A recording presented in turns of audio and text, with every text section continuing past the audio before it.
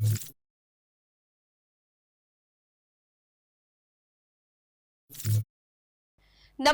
હું છું પ્રિયા અને તમે જોઈ રહ્યા છો જનતા કી જાણકારી ન્યૂઝ।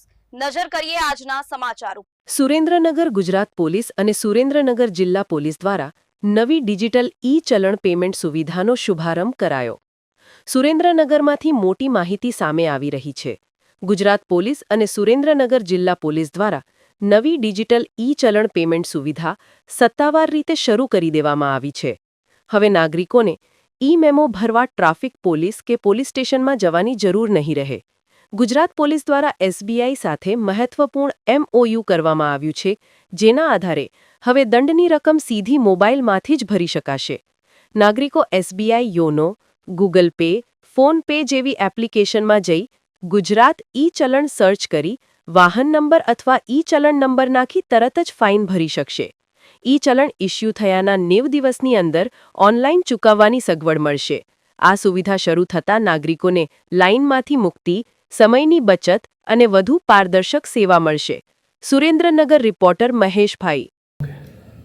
આપણને જે પ્રમાણે ખ્યાલ છે એ પ્રમાણે ગુજરાત સરકાર દ્વારા ટ્રાફિક નિયમનો ભંગ કરવા બદલ ગુજરાત પોલીસ દ્વારા વાહન ચાલકોને ઈ-મેમો અથવા ઈ-ચલણ ઇસ્યુ કરવામાં આવે છે અને આ આપણા નિવાસસ્થાને પહોંચે છે અને ત્યાંથી આપણે ઓનલાઈન રકમની ભરપાઈ કરવાની હોય છે।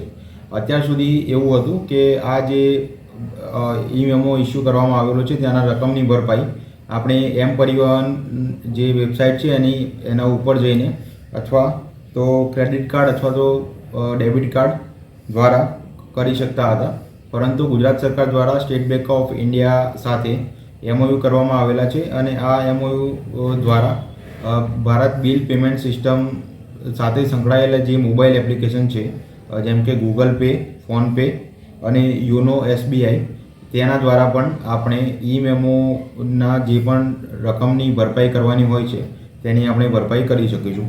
જેમ કે હું એક આ ગૂગલ પે છે, ગૂગલ પે એપ્લિકેશનની અંદર જ્યારે સર્ચમાં ગુજરાત ઈ-ચલણ લખીએ છીએ ત્યારે ગુજરાત ઈ-ચલણ નામનું એક અહીંયા ટેબ આવે છે અને તમે ઓપન કરો એમાં વ્હીકલ નંબર અને જે પણ તમારે ઈ-મેમો ઇસ્યુ કરવામાં આવેલો છે તેની ડિટેલ આવી જશે અને એના મારફતે તમે ઓનલાઈન સરળતાથી આ વિકલ્પનો લાભ લઈને તમે ઈ-મેમોનો જે દંડની રકમની ભરપાઈ કરવાની છે તે કરી શકાશે।